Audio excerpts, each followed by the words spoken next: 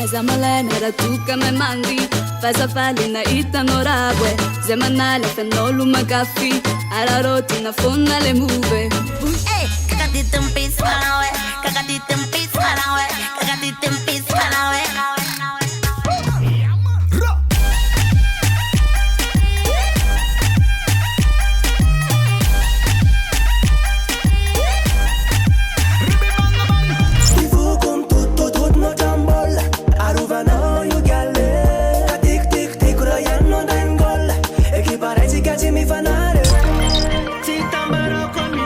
Destination Malagasy, tout ce qui est en Panacanto.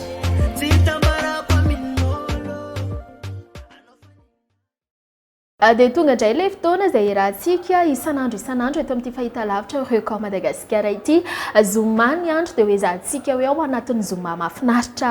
ihany koa ity fiarahantsika ity satria ny mpanakanto raha teo ihany koa dia ao anatin'izay hoe mahafinaritra izay. Roa taona lasa izay no ny rahantsika taminy dia mino sy manantena fa dia misy hatrany ny vaovao rehefa mandalo eto ity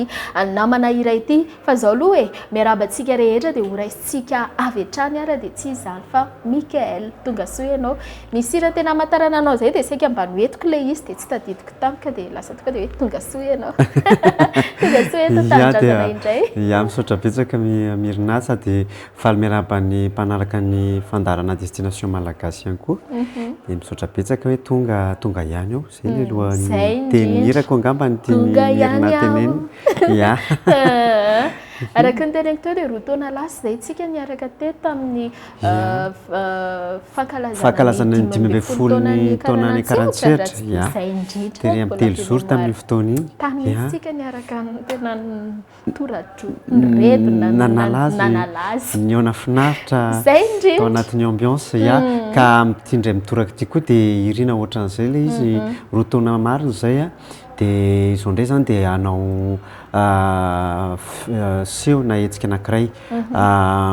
anakaiky bebe kokoa ny mpakafy sy ny mpanaraka Mikael amin'ny lahady 17 volana febroary afo zao iry amin'ny espace dera nomboka amin'ny roa sasany tsy adana akatso ya izay anomboka amin'ny roa sasany folakandro izy io ya zay mareko moa zany hoe afinaritra be izy io atao zay isin'ny ambiance tena faran'izay afana finaritra tena analazy ifanakaiky tsara mihitsy zany ny Mikael sy ny mpanarady sy ny mpankafy azy amin'ny fotoana zay indrindra Mikael raha teo ihany koa tsy dia hoe hita matetetika hoe aty tanindrazana fa noho izay hoe andraikitra maro isan-karazany izay dia izay le hoe dia izay mampatonga an'ilay roa taona hoe tsy takely indray aloha dia verina ihany satria nazanady zany misy ny asa fitadiavana ataon'ny Mikael nefa koa ny mozika moa zany hatramin'izay nanomboako tamin'ny taona 2000 zay zany hoe 20 taona izy zany zao raha tsika zao 20 sy 2000 dia mivoifona ny mozika Mikael nazanady zany ary zay hoe misy ny resaka hoe fitadiavana eo amin'ny lafiny fiainana zay dia izay manazava an'ilay hoe tsy takely aloha ny roa taona dia avy eo dia miverina ihany zany zao indray anao antiseo ato etsy amin'ny espace tera tsy adana akazo ity olo Mikael ohatran'ny lasalasa ihany ny sainako eto hoe Mikael le nandritran'izay hoe roa taona tsy henoheno teto atandrazana izay ve niany anefa mbola hoe misy fotoana hoe manao an'ireny karazana showcase reny ihany ohatra Mikael sa tena hoe mijanona mihitsy aloha fa misy fotoana hoe amin'izao indray manolo mozika indray ya ny azoko lazaina aloha ny hoe anisan'ny satria zavatra tsy fantatry ny olona angamba ny tsara tenenina mirina hoe ho an'ny mpanakanto tsy mora le fiainana mpanakanto azoko atao hoe avadiko hoe tombontsoa kely amiko le izy satria na eny an-dalana ary ny misy olona antsoantso tsy dia afaka manao fiainana hoe ohatran'ny ankapobe-bahoaka hoe miseho hoe tsy seroa fa dia miezaka ny hoe miafinafina soatran'izay rehefa andavanandro mino fa matsapan'izay daholo angamba mpanakanto hoe mila manana zay amin'ny fiainana andavanandro somary sahirana kely zany manao ny zavatra atao andavanandro reny za le any ivelany io mba manararoatra tena miaina nitiko tenena le miaina zany any tsy misy olona mahalalana ao izy Mikael dia ny tiako mariana eo zany mba manararaotra hoe mba miaina mihoatry ny olona andavanandro miasa miaina kalalana hoe tsisy olona hoe kitika eny an-dalana hoe iantsoantso eny an-dalana na hoe andeha hividy zavatra ery dia sadaikatra ihany iny le mpihira fa kosa nefa mariako hoe Mikaela tsy any ivelany moa zany mivohy foana ny resaka mozika raha tsy teny hoe misy fandraisako anjara foana ohatra ny resaka mifampandizana tsy mivohitra manokana rery Mikaela anatin'izy fa manao mozika foana ihany satria moa zany afo mandoro mitohizako foana ny mozika ary anisan'ny maizy ihany moa zany efa ao anaty mikorina ao anaty rako le mozika dia ohatran'izay le fivoaka ny fisehoan'le mozika ny ivelany moa zany hoe Mikaela manao mozika foana ihany fa eo amin'ny endrika tsy mitovy fotsiny izy amin'ilay voany ivelany zany efa tsy manakana fa manana ihany koa reo vinavinana zavatra ho atao zany amin'ny taona rehetra manaraka ity izay mety hivoaka arak'izay hoe Mikaela izay mihitsy no hipoitra amin'izay fotoana izay fa mbola kinina amin'ny avy moa zany ny fanatanterahana anazy fa ny eto toerana aloha dia raha malala hoe raha mivoaka ery an-dalambe Mikaela dia tsy maintsy misy antso hoe iny le mpihira iny Mikaela sy ohatr'izay dia eto zany zao hoe anao an'ity jeudi moa zany zao an'ity 27 volana febroary ho avy ity ie mbola hidirantsika lalindala misimisy kokoa izay hoe etsika izay ho ataon'ny Mikaela amin'ny 27 zay na any amin'ny famaranana ny faraparan'ny fandaharana antsika mbola tena hoe asiantsika resaka ivalaparantsika fa eto aloha zany karazana ohatrany hoe tsy hay karazana ohatrany hoe mamerina ny zay indrindra hoe iza marina moa zany Mikaela zany nanahoana sy nanahoana ny lalana nandritran'izay hoe 20 taona satria raha zaza nateraka zany ka 20 taona efa betsa zay indrindra fa ndao aloha tsika Mikaela naraka mozika dia avy eo toizantsika izay tafatan'izay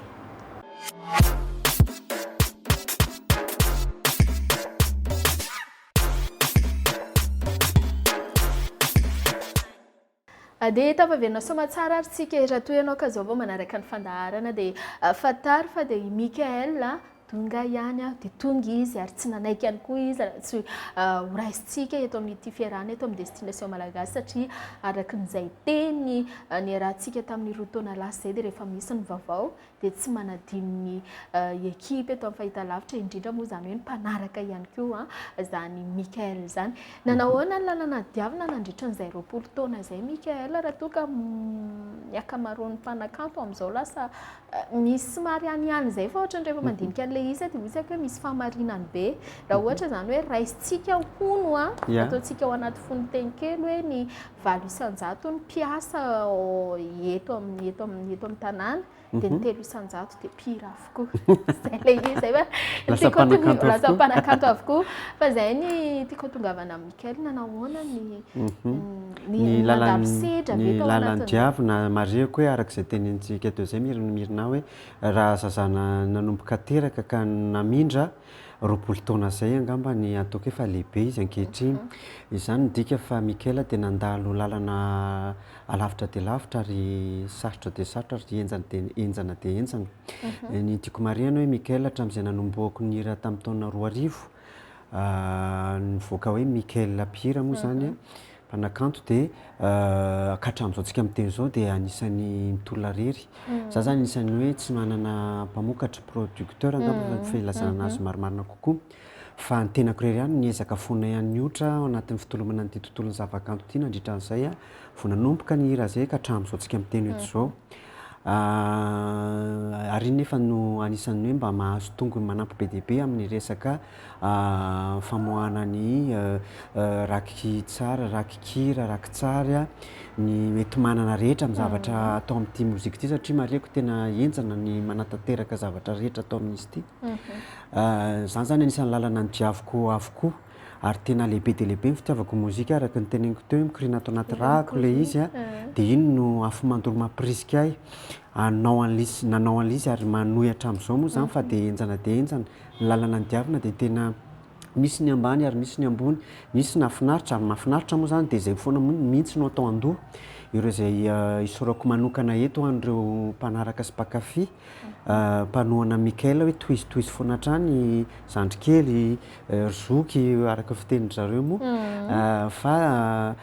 tena mampirisika tanteraka androso le izy hitolona hoe hisehaka ny zavatra fahasarotana n'ity resaka zavakanto ity fa dia tena ambony dia ambany ary tao anatin'izay ihany koa 20 taona izay no nampianatra hoe le lehibe tao anatin'ilay mozika satria mareko hoe raha tamin'ny taona 2000 izay anao nomboka santatra ny sehatry mozika irery dia hitako hoe mbola misy zavatra be dia be mila nianarana zany, misy lesoka maro misy zavatra tsy ampy misy fahaiza-manao tsy ananana tsy fantatra dia nitombo ao anatin'izay le fotoana zay zany le taona dia io dia hita hoe nampianatra sady mianatra zavatra maro no nitombo tao anatin'izay zany anatin'izay 20 taona zay hoe mivoatra tsikelikely mandroso amin'ny zavatra hoe ho tsaratsara kokoa hatrany zany Mikaela fa dia tena lalana lavitra dia lavitra ary enjana dia enjana ny diavina fa dia efa tiana le zavatra dia atao tsy maintsy ikirina za nanana eritreritra hoe satria ny rain'i Mikaela misy amin'ny fianakaviam-be ao anatin'ny mozika i Black Jack manokana Delacre Black Jack kopakopatanana anisany andrarezin'ny mozika antsika izy zay indrindra dia hoe moramora tamin'ny Mikaela ihany koa nanohy an'ilay mozika na hoe nanoro ihany koa tao anatin'izay hoe sehatry ny matianina bebe kokoa izay ny tombontsoa angamba ny azoko lazaina zay mareko hoe mbola vela soamantsara moa zany data dia anisan'ny tombontsoa lehibe amiko ary zay anisany anasako anazy foana isaky manao hetsika satria anisany voninahitra hoe ary vitana ho ahy koa zany hoe manana anazy alohany dia tiako foana hoe mirihary miaraka amiko eny izy amin'ny resaka mozika ameko ny anjara toerana ambonahitra izy amin'ny andrarezy mozika anazy moa zany dia nitombony amin'izay zavatra zay dia nyresaka hevitra angamba nytoro hevitra satria mareko hoe izy koa mpanakanto ohatrany tenako ihany fa zany izy moa zany efa zoky olona efa manana traikefany efa niaina tamin'ny toiny fotoanany mareko fotsiny hoe zay zava-dehibe hoe le fanorony satria iny no araka ny teneniko teo ny mivoatra ao anatin'ny taona ny lala Mikaela dia tena hoe misy fotoana tena hoe tsy mahalala ny zavatra atao fa mila tena mitaky torohevitra mitaky fanampiana amin'ny lafiny hoe traikefa izay efa nanany olotrany dada zany dia io ny zavatra tena isorako anazy hoe ny resaka fanampiana hevitra amin'ny ohatra fotsiny hoe fanampiana hevitra ohatra fotsiny hoe miresaka tononkira ohatra izy afaka miteny amiko foana manoro hoe tsara kokoa raha ohatra zao ny tononkira ametrahany lanazy ozy izy amin'ity hiri-ty ohatra tsara kokoa raha ohatra ka mila miandry kely zavatra ohatran'izao ohatra hoe amin'ny resaka fandaminana ara-mozika hoe mila miandry kely fotoana fa mety tsy dia tsara loatra raha mbola amin'ity fotoana ity no ohatra no anao zavatra na hoe ho aroso ty vokatra anankiray ity ohatra zavatra ohatran'izay zany no hitako hoe tombontsoa lehibe hoe ananako anazy fa ny ankoatran'izay hoe ny resaka fitolomana mozika moa zany dia izy tsy ifandraisana satria samy mpanakanto fa araka ny teneniko teo hoe zahako rery ihany no misehaka sy mitolona sy nitady ny vahaolana hampandroso ny mozika koa fa amin'ny lafiny ohatrany hoe mpanorona sy arakevitra no tena zava-dehibe hoe anampiany ihany hitako hoe ananako anazy matetika rehefa hoe efa fantatra moa zany hoe gadona roka gadona mavesabesatra kokoa noho ny hoe tena nahitana sy nahafantarana anazy hoe taiza ho aiza tamin'izay ny gadony Mikaela manokana hoe maninona tsy nanaraka anazy hatramboloko hatramin'ny farany enina dia nisy fotoana ihany ary nandalo kely ny lalao kely tao anatin'ny tontolon'ny roka fa tsy hoe nijana matetika manko rehefa misy mpanankanto tahaka izao dia hoe niainany reny foana tao atokantrano tao kanefa tsy zay mihitsy le izy tsy zay mihitsy satria zay mihitsy ny hoe samy mpanakanto moa zany za teraka tazaina ary ny lehibe tao anaty mozika fa tsy zay mihitsy le izy satria data navelako hoe manana ny maizy azy za koa tiako hanana maizy raha hiteny aho hoe Mikaela tsy manana gadona manokana Mikaela dia azoko tenenina hoe fezina ohatra zao hoe lokon'ny Mikaela zany hoe Mikaela zay dia manao izay mozika tiany manao izay gadona tiany sy izay mety aminy ary izay mety amin'ny feoany sy izay takatry ny feoany zay angamba ny amezako anazy a zay mety aminy a misy mozika ray zay manko hoentiko eo zay nataonao zay zany hitatsika ahoana mahakasika an'izay dia ao anatin'izay indrindra zany hoe fangaro be le gado natao Mikael raha hiteny zao mihirina hoe misy noroka dia wi zay indrindra nanao misy fotoana nanao misy hira gadona roka ao anatin'ny reny rakikira nataoko reny ao ihany koa nefa misy ny hira majinika variété a misy ny reggae a misy ny ohatra fotsiny hoe ny bagasy a nefa nisy zany tao anatin'ny rakikira voalohany tany a misy ihany koa marobe izy ireo ny ankehitriny resaka R&B pop a R&B slow a marobe zany rehefa hoe zay fotsiny hoe Mikael rehefa hoe mety amin'ny feony sy tiany a mifandraika aminy zay zany no ataony ya ok ary lavalava zay resaka zay fa tohizantsika eo ihany mahakasika an'izay satria fotoana amin'ity andro anio ity a iverenantsika indray a zay le hoe mampatsiahy koa andreo hoe ay fe fa rehefa hoe mandeha moa zany le mozika hoe tonga ihany dia tonga dia efa ao an-tsainy io le ramika indray zay fa dia andao ary aloha tsika naraka mozika dia aveo tsika miverina mitafatafa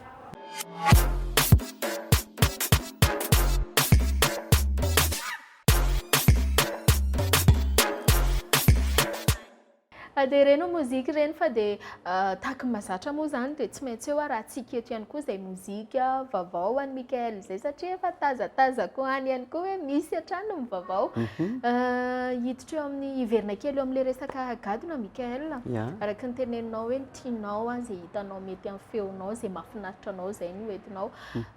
raha ohatra hoe le efa pakafy fa diso nanaraka anao foana hatramin'izay ka raha mba manome ohatry ny hoe karazana sipapa kely mba zao indray hoe Mikael mba atao mame an'izay fahafa-po izay ve ianao andreo mpanaraka anao ia raha tsy teny azy zao hoe vao tamin'ny afako maly zao no nanao rakikira hiditra studio dia nanao nandray akira moa zany nandray feo akira dia nanao ny rakitsara zany hoe clip ana hira anankiray izay mariako hoe ny aingo io aingam-panahy io a hoe atao le hira zany a satria le namana moa zany izay mpanaraka atao ny teny hoe ary vao maly koa ary zany izy an'izay raha tsy diso satria ao amin'ny page Facebook Mikael moa zany Mikael Ronde dia izay taoko kopakopa-tanana kely eto ry zareo ireo satria anisany tena manohana mahafinaritra be mandona amin'ny foko hoe zareo zany ao dia tena hoe mifandray tsara amiko mihitsy sady manohana anao dia nisy anankiray amin'izy ireo ny teny hoe ary manina moa raha tsy mba mihira resaka hira mitory indray Mikael ia dia verina amin'izay resaky mihirina azy hoe izay indrindra satria dia efa natao avy hatrany le izy ary isy moa zany a ao anatin'ny zavatra mampiavaka indrindra ny fiseho izay atao amin'ny 23 amin'ny 13 ny volana febroary ity dia isy amboara-peo a na hoe chorale moa zany a azay izay andray anjara ary arahira Mikael ao anatin'ny vanim-potoana io amin'ny fotoana io zany dia anisan'ny zavatra vaovao sady niavaka izay indrindra ihany koa ho an'io seho io ka izay ny teneniko hoe misy mihitsy izay hoe gadon-kira anankiray izay raha tsy nieritreretina hoe Mikael ve manao hira fitoriana isy mihitsy ny hira fitoriana izay ataoko miaraka amin'ireo amboara-peo ireo zany a izay hivoaka atoato ny rakitsary a ary ho atao amin'ny fampisehoana izay hira izay ia ary ny ankoatran'izay ve mety efa nisy ny vinavina ny eritreritra hoe rehefa mandalo tahaka izao mitsidika eto an-tanindrazana tahaka izao Mikael dia misy ihany koa fiara-miasa miaraka amin'ny mpanakanto hafa mety hoe fampiara-peo rakitsara vaovao ia izay mihitsy io zao le rakitsara zao miaraka amin'ny ohatrany hoe amboara-peo anankiray mariako fotsiny amin'ilay fampisehoana izay tsy voatonina ao anatin'ny invité zany hoe ho an'ireo nasaina efa voatona zany hoe Delacre ny amboara-peo Azai fa isy ihany koa ireo invité surprise ireo mpanakanto anotrina amin'io fotoana io zany izay tsy voatonina izay mareko hiarahira amiko ao anatin'io fandaharam-potoana io amin'io seho io dia izay zany milaza fa Mikael dia misokatra malalaka amin'ny fiaraha-miasa amin'ireo mpanakanto rehetra moa zany tsy hakanavaka ia raha ohatra hoe hiverina kely any amin'izay hoe tanàna hipetrahan'i Mikael izay dia manahoana ny fiainony Mikael ny hira malagasy raha toa matetika manko anay eto manko zao hoe ny eto ary eo ihany koa ireo hoe mpanakanto vahiny izay efa tena mahazo toerana misimisy bebe kokoa raha eto amintsika dia manahoana indray ny fiainon'ny olona ny mozika antsika any raha ohatra hoe nyandray no resana. Ny mariako izay sorako ny mpanakanto gasy moa zany izay tena efa miezaka be ary mametraka tsara mihitsy ny resaka toerana mozika malagasy any ivelany. Raha tsy teny fotsiny aho ireo izay nisolo tena Madagasikara amin'ireo resaka hoe hira fifaninana ohatra izay anisany nahazo ny batany amboara voalohany ireny marobe izay izay sorako eto fa tena afaka mireharentsika gasy manana an'izy ireny. Ny hira malagasy dia efa manana ny toerany soamantsara. Any ivelany ihany moa zany raha tsy tena ohatra ny bagasy ny resaka ny any salegy ny gadokira ohatran'izany zany efa ely ireny mipetraka ary ny ankehitriny dia mitohy foana ilay izy zany ny fampalalana ny resaka hoe ny hira malagasy any ivelany any. Eo ihany koa ny kolontsaina malagasy. Ny kolontsaina iny tsy resahako so satria raha mahalala hoe ny kolontsaina malagasy ny fomba malagasy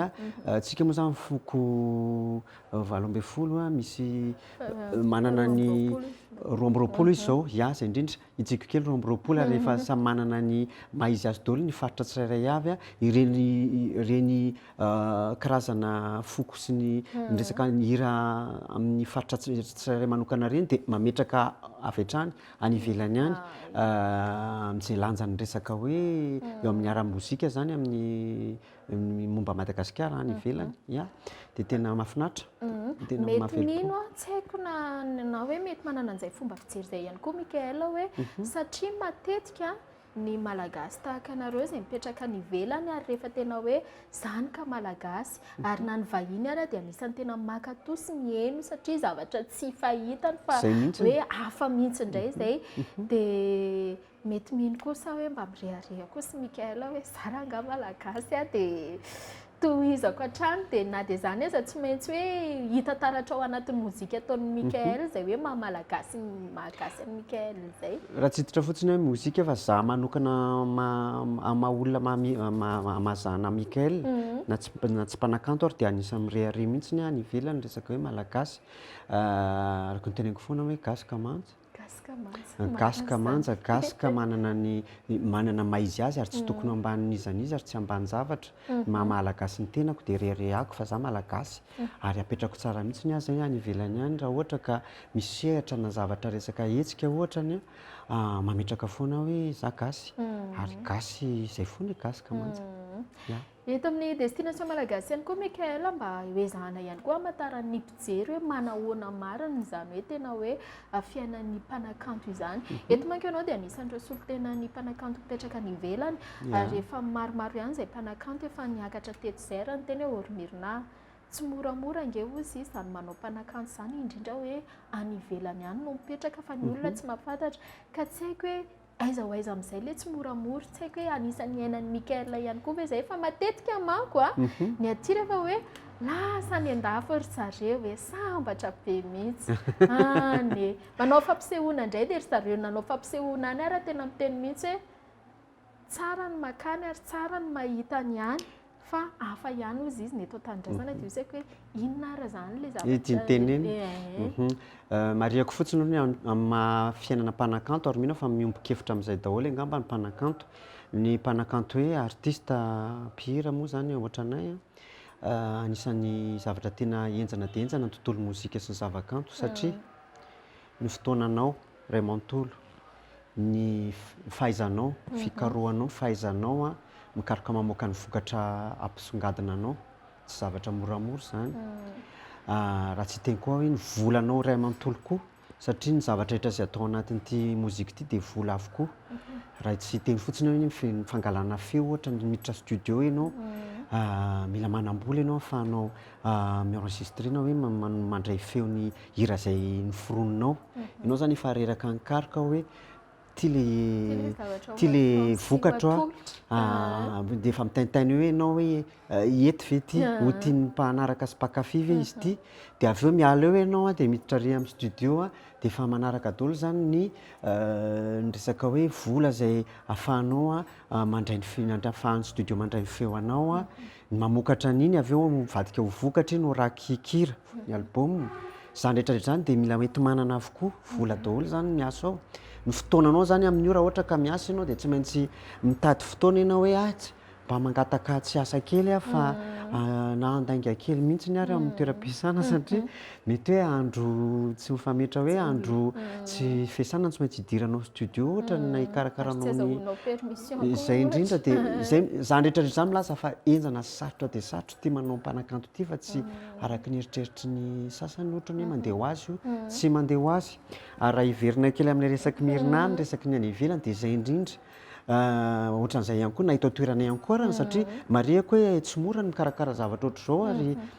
ny fotoana sy ny zay ny fotoananao laninao ny volanao ny kajinao rehetrarehetra ihany koa raha tsy hiteny fotsiny hoe vanim-potoana azo anaovana fety ve ohatra ny ohatr'izao raha mahalala hoe zao ohatra ny fahavaratra nefa tsika manana foana moa zany isaky ny ohatr'izao ohatra ny misy foana ny andron'ny mpifankatia izay ataontsika fety isaky ny 14 ny volana febroary ohatra zavatra ohatr'izany zany mila zavatra enjana be ilay misehaka sy mifeny resaka tontolon'ny zavakanto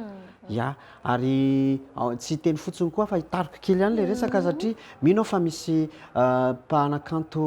zandriny izay mpanakanto vao misotro fitenena anazy mety tiany mozika dia misy zavatra tsara fantatra zareo zany zavatra any ary manampy anazy hevitra ao anatin'ilay izy hoe jereo fa tena misy zavatra mila sahana raha tsy hiteny fotsiny raha lafin'ny resaka lalàna ohatra sy ny fitsipika amin'ny fe ny eo ny eo mida fa eo ihany koa ny eo mampy izay mareko mila apetraka satria ny eo mampy dia ahafahanao mametraka ny anarana artistanao ohatran'ny hoe Mikael zao za manokana zao hoe Mikael eto Madagasikara mpihira dia mila ny feheziny mila nakany amin'ny eo mampy feheziny eo mampy zay hoe amin'ity anarana Mikael mpanakanto ity dia Mikael ihany zany zavatra zany zany milasa fa manao an'ilay mpanakanto tsy zavatra mora fa zavatra be dia be enjana sarotra ary mareko hoe za zao 20 taona ny ao anatiny mbola sahirana dia sahirana mihitsy mitolona ny zavakanto malagasy ity manao an'ity mozika ity mino sy manantena fa dia tonga any amin'ny tsirairay izay hoe tompon'izay andraikitra maro samihafa izay satria izay ihany koa ny eto hoe ny eto tsy marina hoe manaraka hira sika dia manaraka clip dia falifaly fa mila tohizany zany afaka saindritra ary ny enjana manohy anazy manokana satria tsy mora araka n'izay fanazavany fa noentinao sy noentin'ireo mpanakanto naman'izay hoe tsy mora ny manao an'ity zavatra ity fa ohatrany zavatra rehetra ihany io fa zay ny tsy hain'ny olona indraindray fa miezaka ianao manoloana amin'ny fahitalavitra hoe mitafy tsara dia miaingo tsara dia zavatra ny ao ambadika izay nefa zavatra be dia be mihitsy ny takian'io tontolo io dia tsara ihany ny fampizaranao any izay resaka izay mba ho fantatry ny rehetra ary hoe ho tonga any amin'ireo tena hoe tompona andraikitra mino sy manantena ihany koa fa efa ao anatin'ny laharam-pahameana any zareo anivon'ny ministera kolotsaina avokoa izany rehetrarehetra izany dia izay ihany koa ny rariana fa dia ndao indray ary hanaraka mozika indray isika dia tohizantsika hatrany any tafatafa.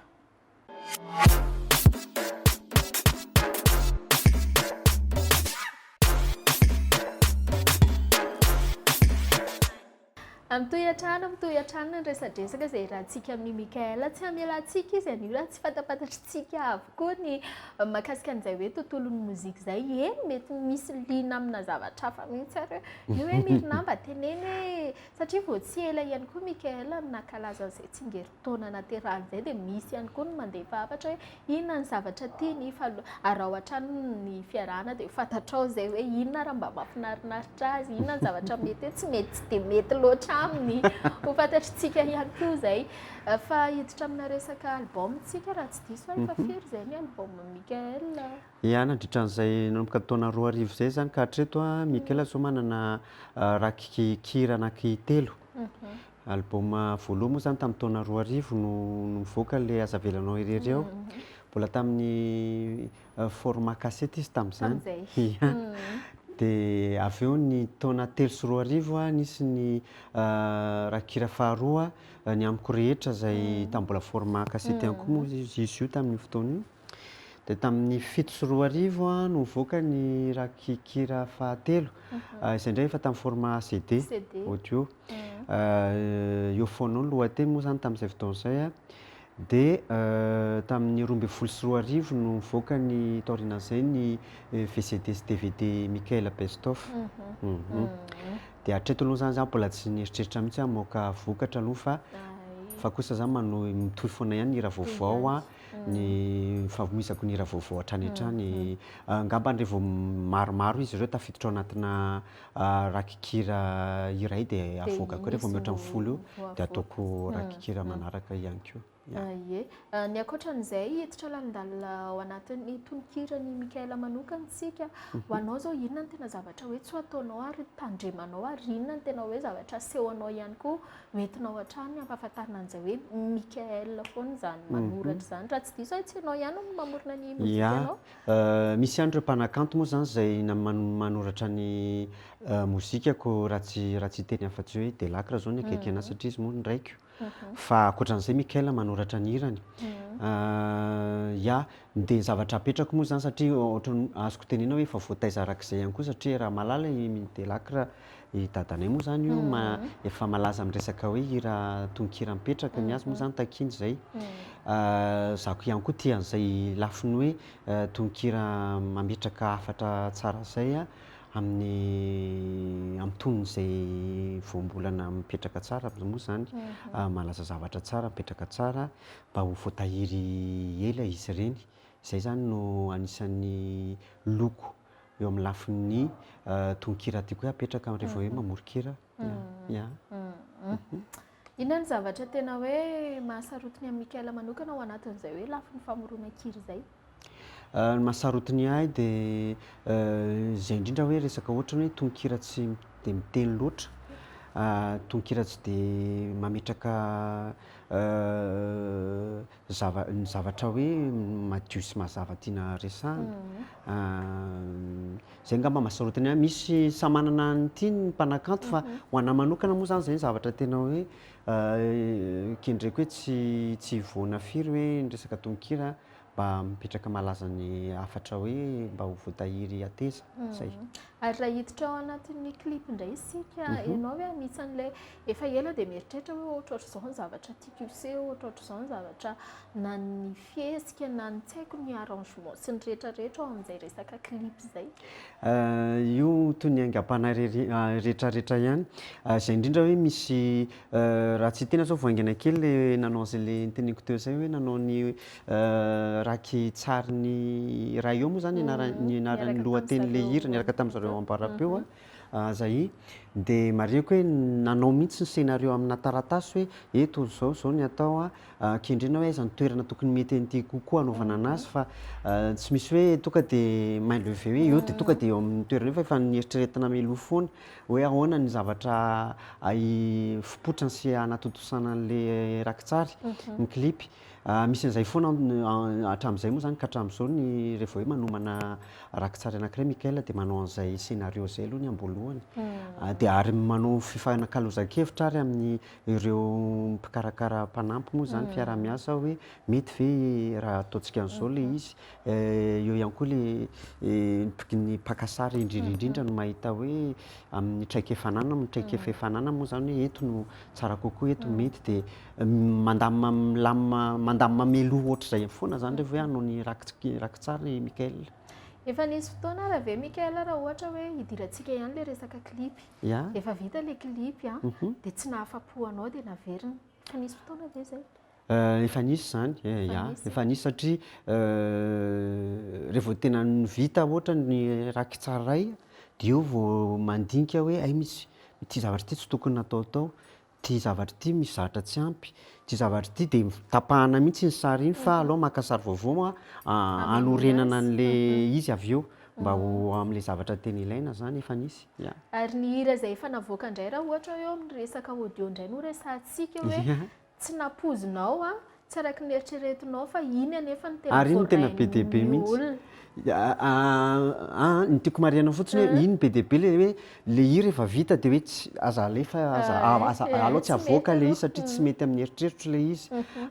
na za amin'ny hiran'le izy ary hitako hoe nisy zavatra tsy hitako taoriana zany hoe tsy mahomby kokoa le ny fomba firako anazy na ny azoko teneny hoe ny aingam-panahyko nanao an'le izy tamin'io fotoana io a aterina rehefa vao misintona kely mieritreritra de hoe tsy mety indray le izy a efa misy foana zany de ajanoko mihitsy le hira tsy alefa tsy avoaka zany tsy publieko le izy fa aleoko mipirina any aloha efa misy zany ary le fanontaniany Myrna teo satria zay ihany koa manko araka le niteneninao zay hoe mety hoe mamorona ianao de mamoaka ianao de ianao mety mieritreritra hoe pasy be ty na hoe mety tiako ty de avoaka fa ny olona mitazana aveo no tian'le izy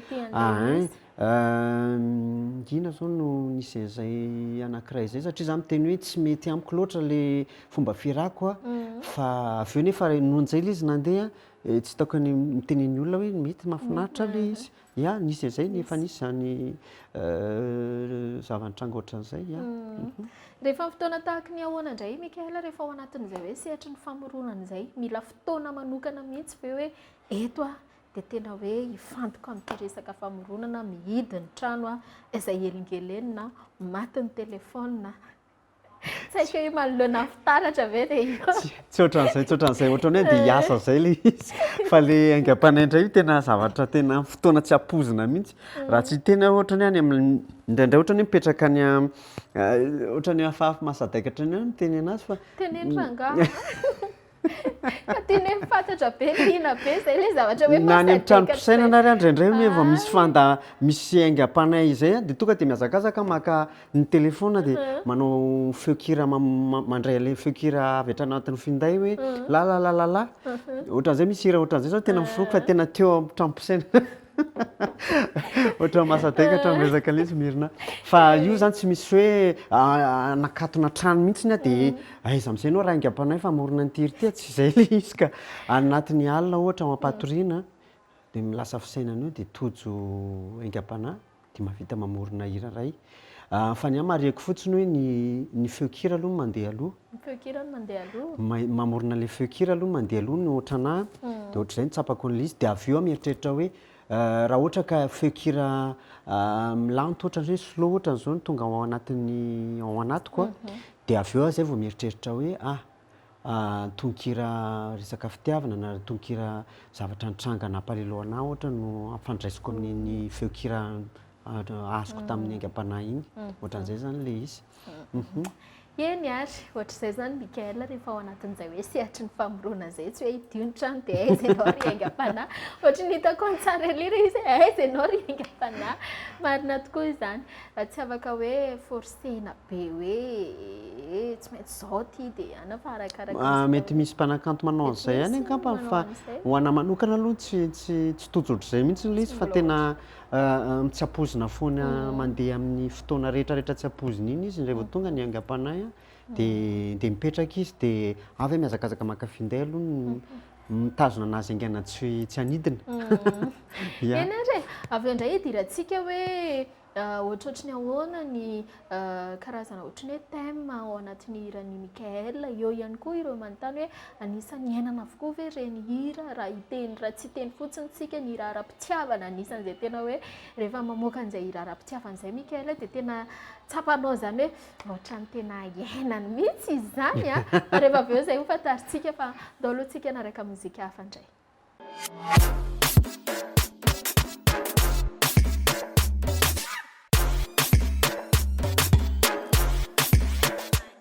hovataritsika amin'izay ary hoe ohatrohatry ny ahoana ny thème raha hoe indramitsika kely izay teny vahiny izay ao anatin'izay hoe mozika hoentsy Mikaela satria misy ihany koa ianareo sasany anisan'izay miteny tsy ho tononoko fotsiny zao ohatra hoe ny namantsika iray vao tsy ela vao niraisiko teto hoe zaho izy tsy manao hira hoe hoentina hanambaniana vehivavy zany mihitsy de misy antony manokana moa zany hoe zay ny azy zay ny fomba fijery no ohatra de raha Mikaela indray no resahana de hoe mivelatra be ve Mikaela ao anatin'ny resaka lohahevitra na mozika sa tena misy mihitsy hoe ito tsy ho ataoko mihitsy kosa Ny angamba ny mareko hoe ny mivelatra be aloha zany ny lohahevitra na hoe ny thème mapetraka amina hira rehetrarehetra. Raha tsy tena ohatrany hoe misy ny hira-pitiavana fa ihany koa ireo misy maro ireo hirako izay milaza ny zavatra ankapobeny a, zavatra misy a, zavatra iainana andavanandro a, zavatra misy a, marihako fotsiny angambany hoe zavatra tsy ataoko anatina hira angambany dia ny resaka zavatra hoe mametraka fiantsinana, zavatra hoe ampikorotana na resaka hoe hanompa olona na zavatra ohatran'izay, na hoe teny mombana olona fa ny amin'ny mozika tiako hoe maharavoravo ny fanahin'ny olona rehetra, maharavoravo ny fanahiko izaho manao azy aloha dia miampita any amin'ny izay mpanaraka sy mpijery sy mpankafy an'i Mikael. Izay zany ny tanjoko anatin'ilay izy ka mareko hoe izay ilay thème angambany milaza ny zavatra resaka hoe fitiavana, mizara fitiavana, ny zavatra mety nitranga teo amin'ny fiainana, ny zavatra ankapobeny hita, zavatra mila tandremana, zavatra ohatr'izay zany ihany no voiziko anatin'ny hira. Ny ankamaroan'ny mozikan'i Mikael indray anisan'ny iainana avokoa sa hoe misy arakan'izay teneninao izay hoe hita zavatra miseho eo amin'ny fiarahamonina? Mareko aloha zany hoe zavatra iainana betsaka ny hira mametraka an'izay zavatra niainako izay ao anatin'ny hira izay nataoko. Ao ihany koa nefa ny zavatra tsy voatery hoe iainako mivantana fa ohatra hoe zavatra iainan'ny namako hitako izay akaiky a, hoe nitranga teo aminy a dia iny no niteraka aingam-panahy hoe hamoronako hira. Ya, fa misy ny hira izay hoe ny zavatra iainako, ny ankabetsahany ohatran'izay aloha ny zavatra iainako no manohana anahy no hatongavany aingam-panahiko no mivadika lasa hanao ataoko hira moa zany izay iraiko. Tsy haiko inona mahatonga ilay olona ny manontany satria rehefa ivahiny tahaka izao ianareo dia mba mandefa ihany no afatra ihany koa ampifantarina ny olona hoe ianona indray no vahinintsika eo. Mba anontany hoe mirina hoe ny aina Mikael ve ireny ny hira-pitiavana izay ataony ireny dia hoy aho hoe fa ahoana ary fa dia tena liana mihitsy raha namana fa dia aleo ary hoentiko izay fanontaniana izay. Raha hiteny zao tonga dia valiako avy hatrany mivantana hoe isy atsiarovanao zao hira-pitiavana voadona ihany izy iny fa tena ny iainako. Ya, isy atsiarovanao ny anarako. Isy atsiarovanao ny anarako. Isy atsiarovanao. Inona ny zavatra ny tena nitarain'ilay hira tamin'izay fotoana izay? Satria nitenenao hoe voadona dia voadona voafitaka ianao dia anisan'ny traikefanà ianao ilay nandray ny iainako ilay tantarako mihitsy zany ilay lasa mivadika hira iny. Ya, izaho ilay anisan'ilay miteny zany isy atsiarovanao ny anarako satria voafitaka tao anatin'ilay fitiavana, ianao nanao mety hoe nino nefa ay zavatra fitaka tao ambadik'ilay izy. Mino aho fa marobe angamba efa niaina ohatr'izay ihany koa. Tsy iray tsy roa fa tsy iray tsy roa dia anisan'ny ombonantsika angamba ny ombonanay angamba izay izay fa raha resaka hoe ohatra hoe ny zavatra niaina dia ohatra zao isy atsiarovanao zavatra hira-pitiavana ny iainako. Tonga ihany aho zao a hira-pitiavana ihany koa izy iny fa izay ilay niteneniko teo hoe indray aingam-panahy namako akaiky no sotomako an'izay aingam-panahy izay naovana anazy. Teo moa zany dada izay nanintsy ny resaka voambolana sy ny tononkira sasany ao anatin'izy iny fa ohatr'izay ilay hevitra tao anatiny tonga ihany. Mino aho fa dia voavaly ny fanontanian'ilay namana iray fa dia anisany nanontaniana izay a. Andao ary aloha hidirantsika amin'izay ny zavatra hoe satria afaka 7 andro dia efa higadona izay fetin'ny mpifankatia izay ny fa 4 ambin'ny folon'ny volana febroary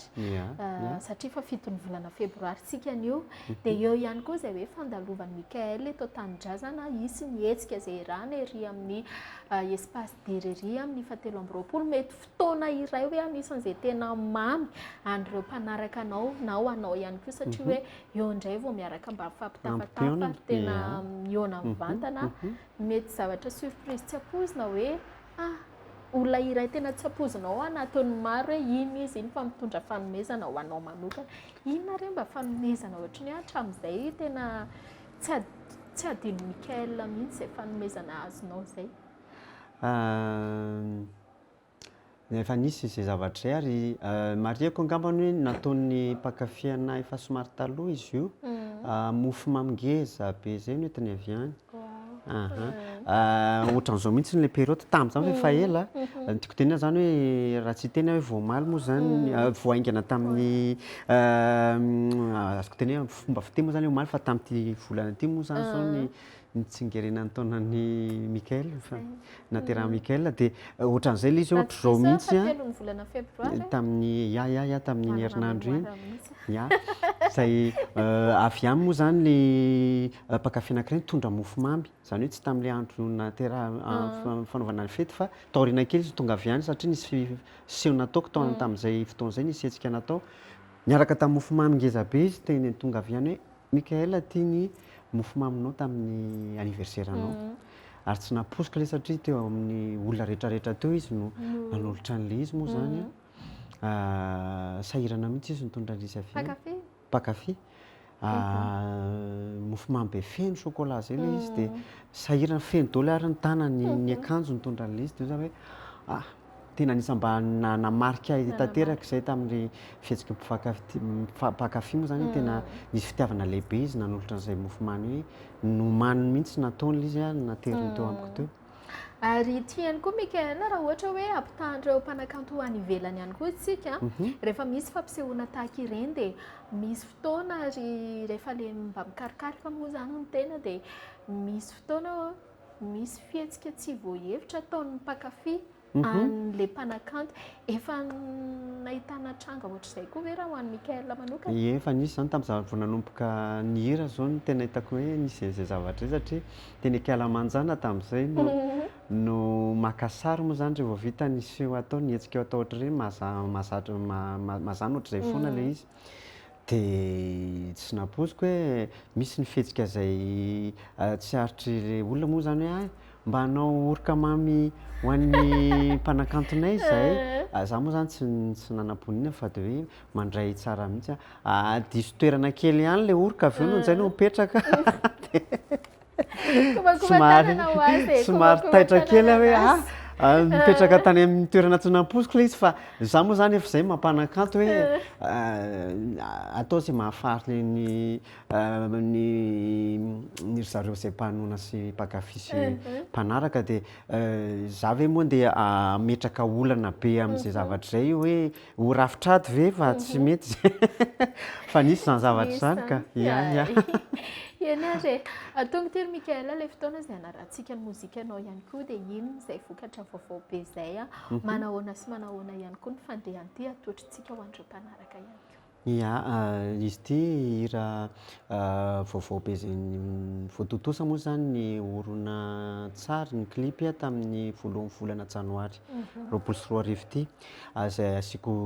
resaka kely fotsiny hoe anisan'ny fiaraha-miasa ara-mozika teo amiko sy ny tarika MDJ izy io MDJ moa zany izay raha-pahatsivina kely efa mpihira tao alohako ary izy taloha ankehitriny io zany dia izay moa zany no napetrany hoe miara-miasa amin'ny mpihira izy manao ny mozikany za moa zany namorona ny tononkira zany nanoratra MDJ no nanatotosany resaka lafiny ara-mozika hoe ametrahany an'le mozika izay ao anatin'le hira dia fiaraha-miasa ohatr'izay le izy nahoanina tsia moa zany lohateny hira io dia izay le fiaraha-miasa kely vokatra vaovao izy io zany nivoaka tamin'ny voalohan'ity taona 24 ity. Inona ny zavatra tena tenenin'ilay hira? Nahoanina tsia dia mila miezaka ianao. Za moa nanoratra anazy dia izay mihitsy ihany hoe manampy hevitra sy manoro an'ny rehetra moa zany hoe alao mihoatra foana sy mandroso foana ihany inona zavatra mitranga fa rehefa mihoatra ianao miezaka miasa ianao mikaroka ianao miezaka manao ny tsara ianao manao mitady zavatra tsara dia tokony hazo tsara mahazo vokatra tsara azonao izay zavatra kendrenao rehefa hoe manao asa ianao fa rehefa tsy manao ninina ianao dia angambany dia tsy mahazo ninina koa. Ary nikadiny indray raha ohatra hoe nikadiny indray dia izay mihitsy ny hoe R&B dance R&B pop angambany izy io fangaro kely satria dia manavanana anisan'ny gadona ankehitriny izay mampiravoravo mahafalifaly mampihetsika ao anatin'izay dance etsiketsika izay Iany ary ndao ary ho arahantsika izay vokatra vaovao izay hoentin'i Mikael eto amintsika eto amin'ny destination malagasy zay ary misy manantena fa dia hoentintsika ampisainana ihany koa ny fandehan'ity mozika ity satria izay ilay hoe nahoanina tsy hoe dia efa tsy arakaraka ny zavatra ataonao ihany ny zavatra ho azonao ihany koa dia ndao ary hanaraka an'izay mozika izay indrindra.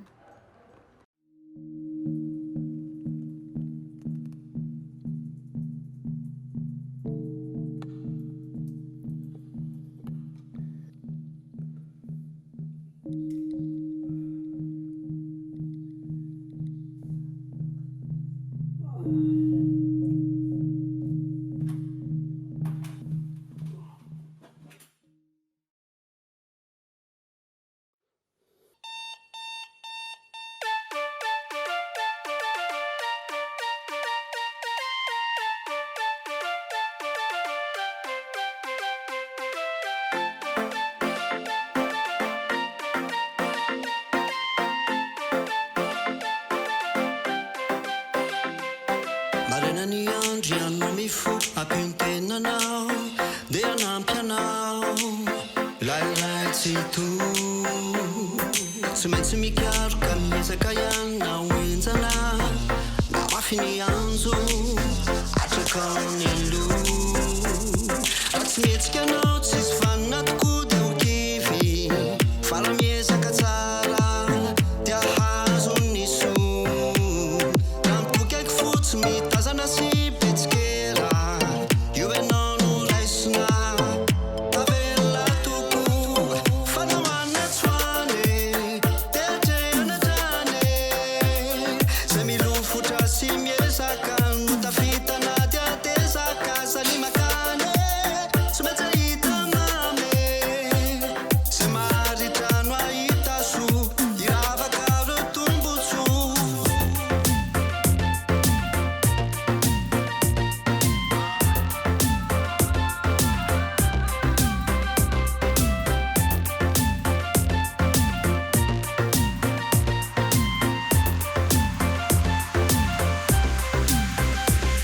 zavatsarotra maro izay mampiasa aloha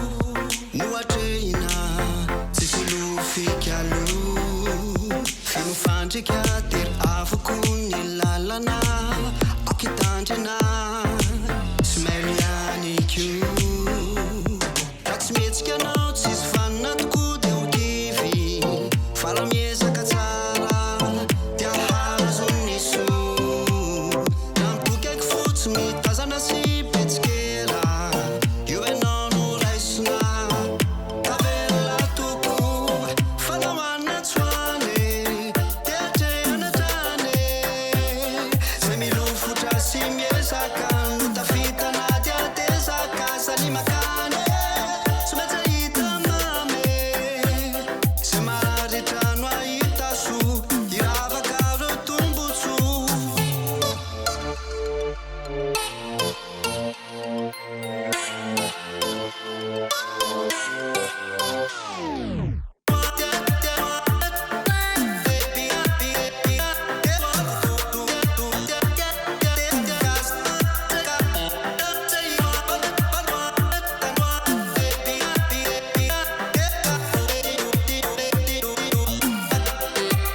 fa nahoanina tsoane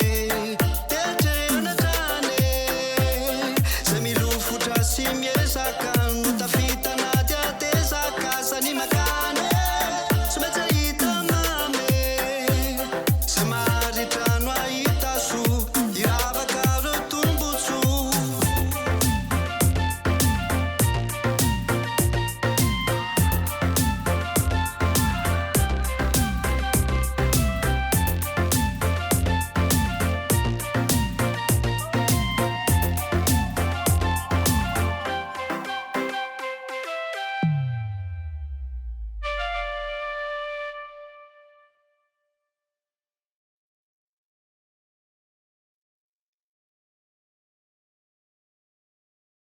dia ireny izy ireny ny vokatra vaovao be mialohany tena hoe amerenantsika sy hanamafisantsika indray izay hoe fiarahana miaraka Mikael hoatsy efa tsy ho ela sisa izay amin'ity fandalovany eto toerana ity dia inona ny zavatra mbola iandry ho anay mpakafy ho anay mpanaraka hatrany any Mikael indray raha toka hoe amin'ity taona 2024 ity. Ny taona 2024 dia mitohy foana hatrany araka ny resahako teo ny resaka hoe famoahana foana fihaizana amoahana foana zany vokatra vaovao hatrany. Ny eo amin'ny lafiny hira mamorikira dia avy eo dia manatotosa azy ireny amin'ny fandraisam-peo sy ny rakitsara avy eo mba ho hitan'ny mpanaraka sy mpakafy hoe mitohy foana hatrany ny vokatry Mikael, mitohy foana hatrany mozika Mikael. Ary izay mpakafy an'zareo mila omena zavatra mahafapo an'zareo hatrany izy, zavatra mahafinaritra, mizara fifaliana, mampita hafatra ao anatin'ny hira, mizara fitiavana mozika. Zany rehetra zany mila apetraka satria izay ny ahafahana hoe mifandray sy mitohy foana ny fifandraisana eo amin'ny Mikael sy ireo mpakafy sy mpanaraka anazy. Dia miezaka hatrany foana zany tsy mijanona fa izay ny afaka teneniko angambany hoe io efa tandra-vadikoditra hozy izy ny fitenenana dia efa mikoriana io dia efa atao foana mozika na hoanina tsoany araka ilay rako teo iny hoe dia hatrany foana dia mamohy foana, mivohy foana hira vaovao, ny kanto vaovao sy mikendry izay zavatra mahasoa foana hatrany zany ao anatin'izay lalàna tiavin'i Mikael izay Mikael. Fotoanany amin'izay zao Mikael, hanamafisantsika ny fandaharam-potoana izay iarahana miaraka aminao sy ny ekipa maromaro ary mety hisy zavatra tsy ampoizina ihany koa isy eo amin'ny fiarahana io dia aiza tsara ilay toerana dia amfiry dia manahoana sy manahoana fa araka n'izay feo efa re matetika na ato amin'ny onjam-peo an'ny Record FM ihany koa dia efa hisy ohatran'ny hoe miavaka mihitsy ny fiarahana amin'ity na eo amin'izay hoe resaka ny billet sy ny réservation izay koa ary misy mampiavaka azy mihitsy amin'ity. Ia, marihako hoe araka ny rehefa andresahako kely teo ihany moa zany hoe hoseho hiavaka mihitsy izy ity ary hafana dia hafana satria voalohany indrindra ny kendrena zany hoe ho akaiky bebe kokoa hatrany an'i Mikael ireo mpakafy raha itsy amin'ny espace dera moa zany toerana nosafidianina hoe hanaovana anazy. Raha hitena hoe showcase ohatran'ny hoe showcase angamba akaiky kokoa ny fitenenana azy ankehitriny ohatran'ny miaraka amin'ny fanatontoloana moa zany hoe showcase izy ny ankehitriny. Dia marihako hoe izay mihitsy ilay tanjony hoe fanakaiky bebe kokoa zany amin'ireo mpakafy Mikael amin'ny fotoana io. Hisy ary izay no tena zava-dehibe hoe hiavaka sy hafana izy io, hisy ny mpandihy izay andravaka ny seho moa zany amin'ny fotoana io amin'ny hira Mikael ireo izay atao. Misy ihany koa araka ny teneniko zavatra vaovao be hoe hira hiaraka amin'ny amboaram-peo Mikael amin'ny fotoana io ihany koa. Amboaram-peo chorale moa zany izay andray anjara izy ireo dia misy ny fotoana izay iarahako mihira amin'ny hira koa miaraka amin'izy ireo sy hira maromaro izay iarahana amin'zareo. Raha tsy tenihany koa hoe ao ny nasaina manokana moa zany dia lakra amin'ny Black Jack izay efa raha malala ny hira izay fanao ny ananany izay ampifaly sy ampafana ihany koa ny ambiance amin'ny fotoana io. Isy ihany koa ireo araka ny teneniko teo ireo vahiny tsy notononina ny invité surprise izay iaraka hira Mikael ao anatin'ny hira Mikael moa zany izy ireo izay ho avy eo izay hanolotra izay saosy mahafinaritra ihany koa anatin'izay fandaharam-potoana niseho izay. Marihako hoe ny amin'ny lafin'ny fandaminana ny seho izay indrindra amin'ny lafin'ny tapakila sy ny famandrihana. Ny nanomboka tamin'ny 14 ny volana janoary moa zany efa natao ny nisokatra ny famarotana ny tapakila sy ny famandrihana. Misy ny laharana moa zany izay afaka tononiko eto angamba mirina ahafahan'ny olona afaka miantso avy hatrany satria tsara hoe miantso mialoha mba tsy hisiany hoe rehefa tonga ny seho dia lany tapitra ny tsisy toerana intsony fa lany ny tapakila sy ny famandrihana satria mareko hoe voafetra ihany espace dera voafetra ihany ny toerana misy eo amin'ny espace dera fa tsy hoe higalabona be izay tsy izy akory. 034 03 530 52 izay zao laharana ray zany ahafahana miantso ny rehefa hoe tapakila na ny famandrihana ianao ny réservation. Dia misy ihany koa ny 032 43 283 78 izay marihako hoe ho an'ny maka réservation moa zany dia ny mpikarakara ny seo io no manantona raha vao miantso ny laharana zany ianao ka hoe aka ny réservation ianao am'izay fotoana zay ny famandrina de iry zareo reo no manantona anao manatitra ny réservation ny misy ianao zany hoe ampahamora kokoa ny fifandraisana zany a no nanaovana an'izay de izay indrindra le izy hoe amin'ny lahady a 17 ny volana febroary zao a no atao ny seo finaritra sy mafana iarahantsika Mikael sy ireo zay nasainy ho avy amin'ny fotoana io a ery Tsiadana espace dera Tsiadana Ankatso a manomboka amin'ny ora sasany a folakandro izy io no manomboka ny lahady 17 ny volana febroary io dia mariako hoe tongava maro moa zany fa de ny 570 na ny 75 olona zay nahazo ny tapakila amin'ny loha zany a de ahazo loka amin'io seo io. Tafiditra ao avokoa na réservation na tafiditra ao ny réservation sy ny billet tsotra. Ya, zany hoe ny tafiditra ao anatin'ilay laharan'ny tapakila na fandahany famandrihana ianao hoe 0 ka hatramin'ny 75 570 de ireo olona tonga voalohany ireo zany mahazo loka amin'io seo io. Zay ny karazana ohatry hoe mbola fampidirana fotsiny zay loka majijinika hoe noety Mikael zay fa any amin'ny toerana any no tena ahitanao votoatiny hoe ohatra zay indray. Ary mariako kely Mirina, isy ny sakafo mahafinaritra amin'ny toerana io amin'ny fotoana io miaraka amin'ny zava-pisotro mahafinaritra moa zany zay misy mpikarakara manokana mihitsy ny natao an'izay zany amin'ny fotoana io efa vonona tsara izy zareo amin'ny hafafam-po amin'ny lafiny resaka sakafo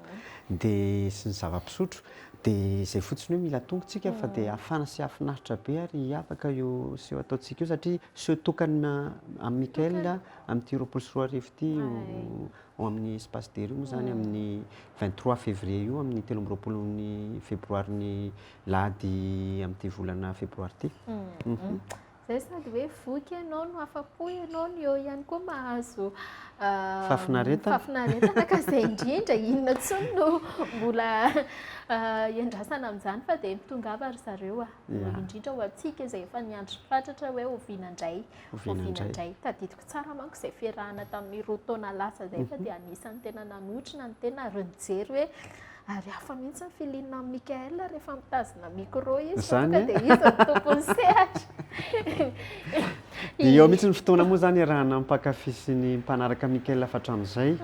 satria arak'izay hoe seo tokana izy io de manantena fa eo nafinaritra ao isika afinaritra sy afana tsara ny ambiance antsika ao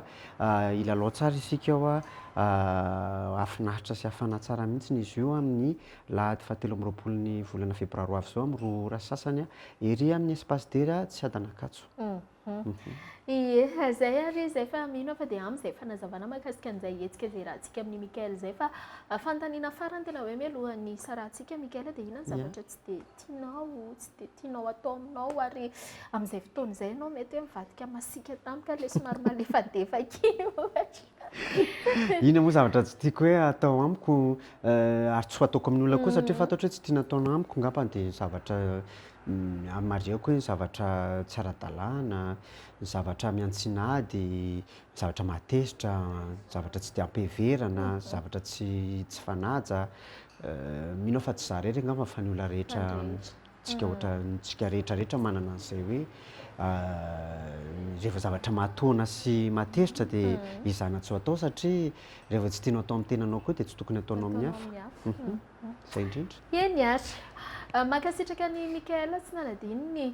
teto amin'ny destination malagasy manokana amin'izao hoe fahatongavanao eto Tanindrazanareo ihany koa izay hoe seho anisan'ny miavaka de miavaka iarahantsika amin'ny Mikael amin'ny 17 volana febroary amin'ny roa ora sasany raha tsy diso zay. Amin'ny roa ora sasany ery espace dera Tsiadana Ankatso amin'ny lahady moa zany 17 volana febroary avy zao de tongava fa de afaka miantso avy hatrany laharana andresana teo nareo afanareo mahazo ny tapakila sy ny nany famandrihana moa zany fa de efa nisokatra izy io nanomboka tamin'ny 17 janoary de efa nanomboka mivarotra ary mandeha aingana de aingana izy ao fa de aza taraiky aza variana fa de atso ny larana dia mahazo ny tapakilonareo a dia ao tsika miona finaritra amin'io fa 13 volana febroary io etsy ny spasdera makasitraka ny Mikaela sady mirary soa manokana ihany koa indrindra ao anatin'izay hoe fikirizana trany ao anatin'ity tontolo mozika ity satria raha tamin'izany fotoana izany hoe tamin'ny taona 2000 tany efa nisy hatrany mpanaraka anao dia mintsy manantena fa ireo olona izay efa nanohana anao hatramin'izay dia manantena foana hoe mbola hoavy Mikaela, mbola io Mikaela, misara vokatry Mikaela. ka zay mihitsy mampatongana mbola mijoro sy miezaka foana hatramin'izay ka hatramin'izao maneho an'ity mozika ataoko ity moa zany fa dia izay ho andry zareo mihitsy no tsy misy moa zany ny Mikaela raha tsy nisy ireo mpakafy sy mpanohany dia izay no mampatongana hoe hatramin'izao dia miezaka foana mikaroka n'izay mahasoa sy ny tsara mba hampahafa-po an'ireo mpanaraka sy mpakafy Mikaela hatramin'izay ka hatramin'izao. Ok ary dia izay indray namarana an'ity fiarahantsika teto amin'ny destination malagasy ity raha pitso aza donona fa dia eo amin'ny plateau indray tsika niaraka nolotra ny mozika marobe fa dia mirary soa manokana amin'ny Mikaela dia manaraka indray za misaotra indrindra dia mirary soa antsika rehetra ihany koa dia misaotra amin'ny Mirna misaotra ny fantana destination malagasy eto amin'ny télé record izay indray ara fa dia velomasy. Toi aussi, souscris à Calas, appelle le dièse 508 dièse et tu recevras une notification à chaque news déposée par ta star préférée. Mon idole me donne des news. Waouh! Orange, nanutra wanao teo. Azamalena ratuka memangi Fazafalina itanorabwe Zemanale fenolu magafi Araroti na fonna le move. Kakati tempis panawe, kakati tempis panawe, kakati tempis panawe.